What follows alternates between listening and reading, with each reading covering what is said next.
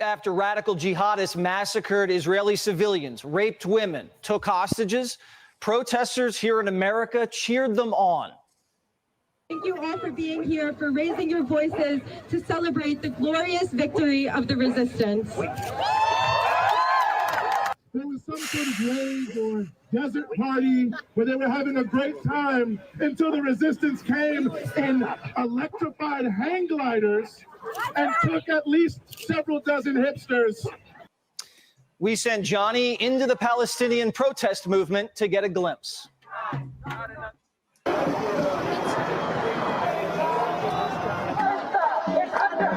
What's going on here today? Protest in solidarity with the resistance attack on the settler colony that is Israel. We didn't have no freedom at all. That's why Hamas, did that. You know what I mean? Hamas, whether you like them or not, has been warning Israel, don't oppress our people, we'll respond. And how do you feel about that? I'm happy that my people are responding and they're fighting back. What is your reaction to the music festival this weekend where a lot of innocent people were killed? We don't want innocent people to die, but it happens, it's war. I don't condone that, I don't condone violence, I don't condone rape. But that's what's happening over there. I know. It is what it is, These festival goers are not It is what it is. civilians. They Well, are come on. settlers. So they deserved it? Yes, every settler. Yes. Are you kidding me? Really? You just, oh my Lord. That's been our argument the whole time we've been talking. You gotta put a difference between government and people. You gotta put a difference between them. They're not the same. But that's the thing. These people don't. They don't care. They just don't care. Their moral compass is so far bent and off. They just don't care. Yeah. She said, yeah. you said that on camera. We're gonna play this video years later to remind you of what you've said. You said, yeah, on camera. Man, I mean, you may not like the people of Israel. I don't care. Where's the people screaming? But you have speech? Yeah, you have no justification for the hurting of youth at a party who had nothing to do with this. You have no justification for the beheading of babies, capturing mothers and children, burning them in their cars alive. That is not how you make a political / revolution. That's not how you get your point across. Even if you win this war on the world stage, you are still a lunatic from our perspective. You're just a warmonger. You're a terrorist. War crimes. Yeah, war crimes. It will remain on your character. This is the rap sheet. We're gonna look at you 5 years from now and say that's what you did. 2023. We remember in the month of October what you did. We remember that forever. These people, man, I'm telling you, the left is out of control. The left is out of control with their thinking. Oh, Lord, they're bad. Okay. I think it's more than that. I told you, like, and only now are they actually starting to show their true colors. Yeah, it's good. At least we get to see what they look like. We've always known there's been stuff they've been saying that's just ridiculous, but hey, now we see what you look like. At least we know now. None of us are truth always shows its ugly head. Yeah, it does. It takes time. Eventually, it comes out and good. Situation like this exposes the heart of a lot of people. So. So they deserved it? Yes, every settler. Yes. Civilians, they are settlers. So they deserve it. Happens, it's war. I don't condone that, I don't condone violence, I don't condone rape. But that's what's happening over there. I know. It is what it is, These festival It is what it goers is. are not I mean, innocent really? civilians. They are settlers. So they deserved it? Yes, It is what it is. How do you say it is what it is? Meh. These people are crazy. How can you say that with a clear conscience? You don't have a conscience when you say that because you are so politically motivated. Your ideology surpasses everything. You're such a zealot that you just don't care. It's just crazy. It's crazy. Like, to know that we've been living around people with this thinking is even more scarier than anything. Like, you guys been around us the whole time. and this is what my man John Lovett was saying. Oh man, Lovell.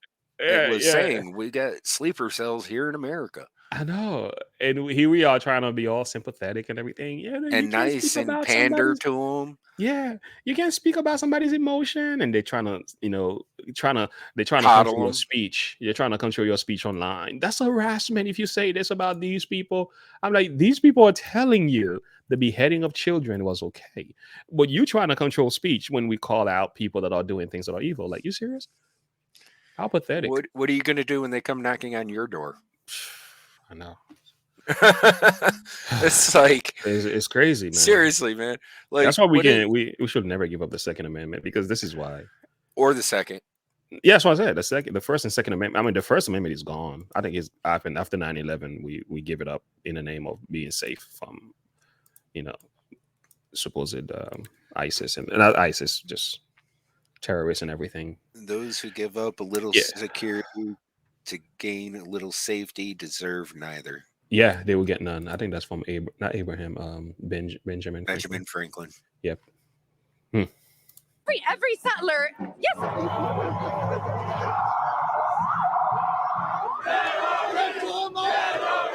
The Israelis over there are calling you guys terrorists. I'm not surprised.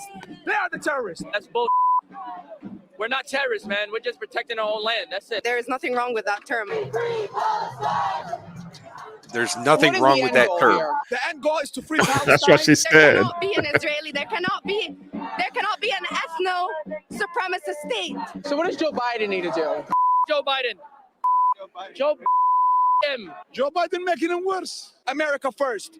America first. Not Israel first. I spoke to a guy before this, and he said America first. You weren't happy with that. Why? Israel would not exist without America. So no America first for you? No. Are you an American? Yes. And you don't want to put America first? No.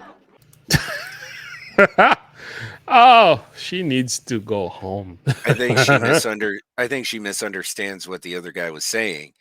He wants to take down America first, then Israel. Because without America's backing, Israel won't be able to stand. Mm-hmm. That's also scary. But I think she's being honest, though. She's more honest about it.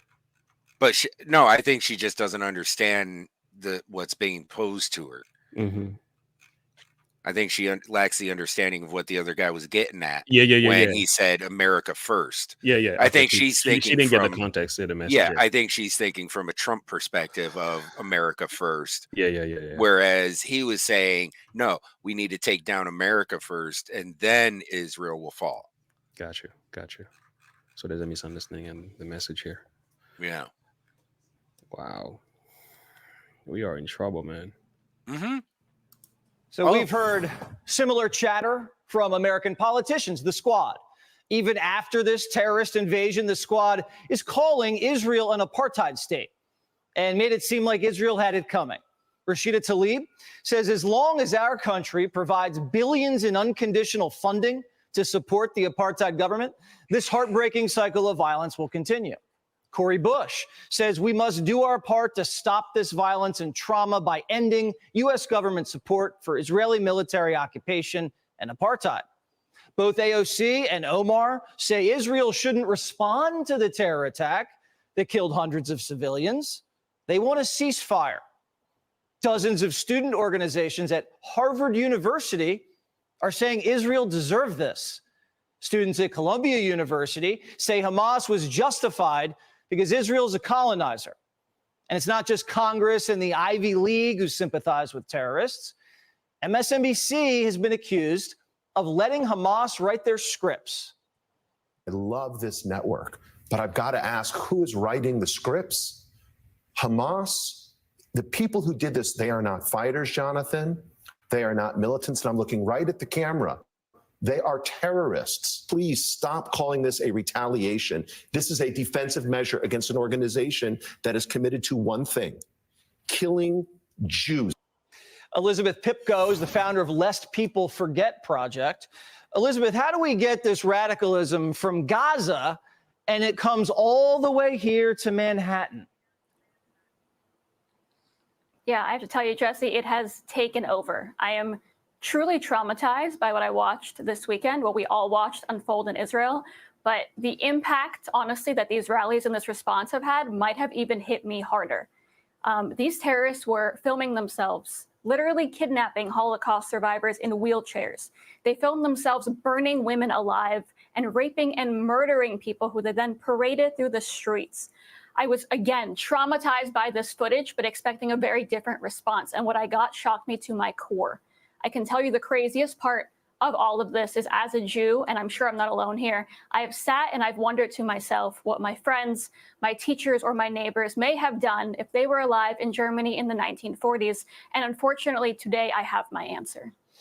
The U.S. media, MSNBC specifically, their postures always were trying to protect the downtrodden, protect the women and children. And then as women and children and the downtrodden are being slaughtered, their throats are slit, they're taken hostage, they're trying to both sides it. Why would they do that? I have to be honest, the mental gymnastics that it takes to stand here and side with Hamas, a terrorist organization, like I said, that just paraded themselves through the streets with the bodies of women who they had raped and murdered. I cannot understand it. I'm telling you, I don't know where it comes from. And the fact that people who say that they align with liberalism seem to think that these people share values with them. These people who, by the way, Jesse, want to see Americans like you and me murdered, maybe a smidgen less than they want to see Israelis murdered. I cannot understand it, but our institutions have failed, our media has failed, our politicians have failed, and we ourselves as a society clearly have not learned from history and have failed. Yeah, it's shockingly infested the greatest institutions of this nation, and I do not get it, and that has to be put to an end. Wow. Man. Wow. Shocker. Shocker. I mean,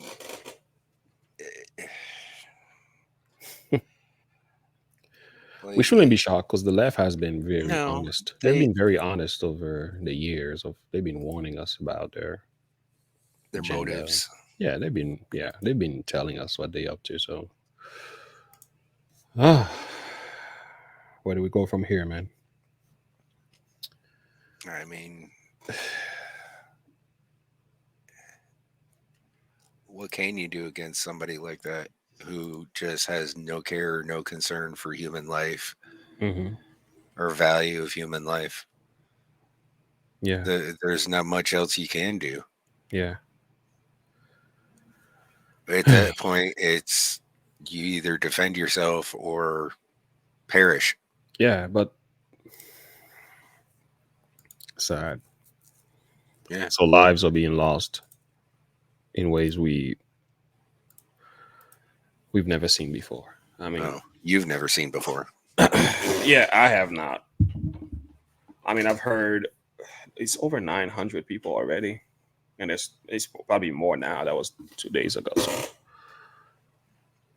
yeah, guys, this is a very tough situation, very sensitive, and we're not saying that we know and understand everything that's going on here. All that we know is this is really bad, and we are hoping and praying for both group of people. But I think what Hamas did to the innocent people, it destroys everything. And there is really no justification for that, period. But I think what Israel is doing in response, it's not justifiable, but I can understand why. You know what I'm saying? It's still bad because innocent people are going to die as a result. I mean, but what are they supposed to do?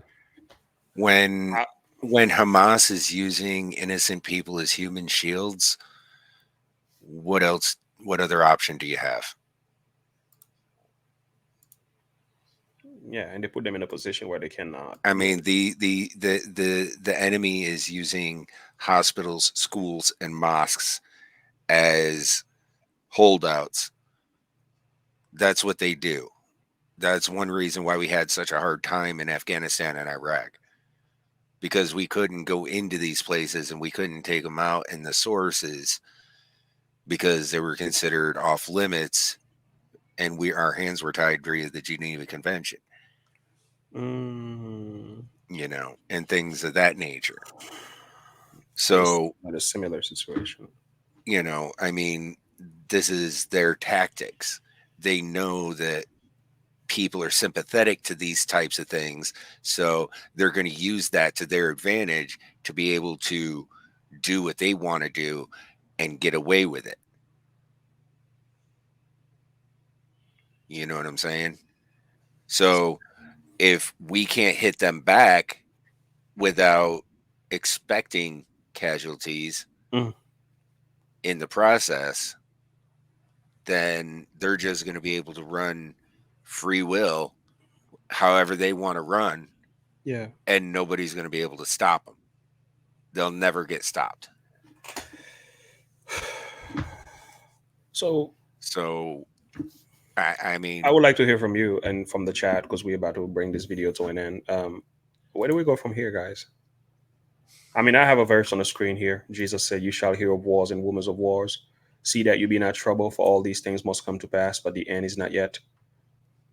For nation shall rise against nations, kingdom against kingdom. There shall be famine, pestilences, and earthquakes in diverse places. All these are the beginning of sorrows." So when we see these things, we're supposed to think in terms of the second coming of Jesus Christ. We're supposed to see these things and say, you know what, Christ is coming again. This is a sign of the time as well. Doesn't necessarily mean we become insensitive. We should see it and be careful and be prayerful and be part of looking for ways to make a difference. But we should see it as part of the signs of the times, and we should definitely be praying, like it says, for the peace of Israel. I think it's in the book of Psalms. I think it's Psalm 32, if I'm not. I can find it quickly. So we should be praying for the peace of Israel. And not only that, but we've seen the earthquakes. I mean, we had what, 3 earthquakes within 3 hours? Yeah, right before the war, right? It broke out. Yeah. Yeah. That's all registering like 6 to 6.3 to 6.7 on the Richter scale. So I mean, if that isn't an indication, hello. I mean, this is a wake up call to everyone. Every one of us. Every one of us. And I think the guy that you've shared in the beginning, that video you've shared with me, what he said was crucial, because in the West we're fighting all these wars, we're fighting all these grievances, we're fighting over bathrooms and everything. This is a reminder that, hey man, there are bigger issues going on in the world. Like, we need to stop this stuff going on in the West. Pray for the peace of Jerusalem. They shall prosper that love thee. So we are counseled in scripture to pray for the peace of Jerusalem. It's almost, God knew this. They were going to have issues, man. He's like, in his word, he's kind of telling you that they were going to have problem in this country for a long time.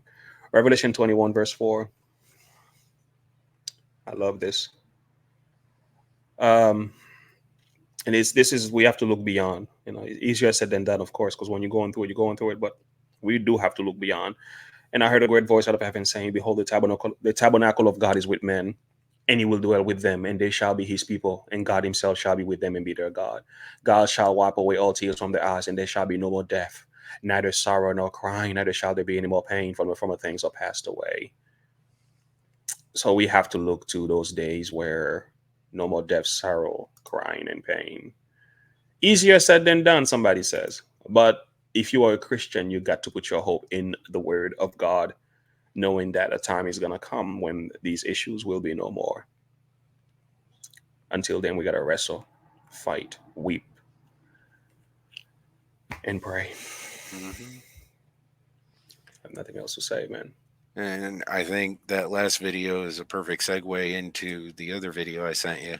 Yes. The college student. Yes. Let me pull that up.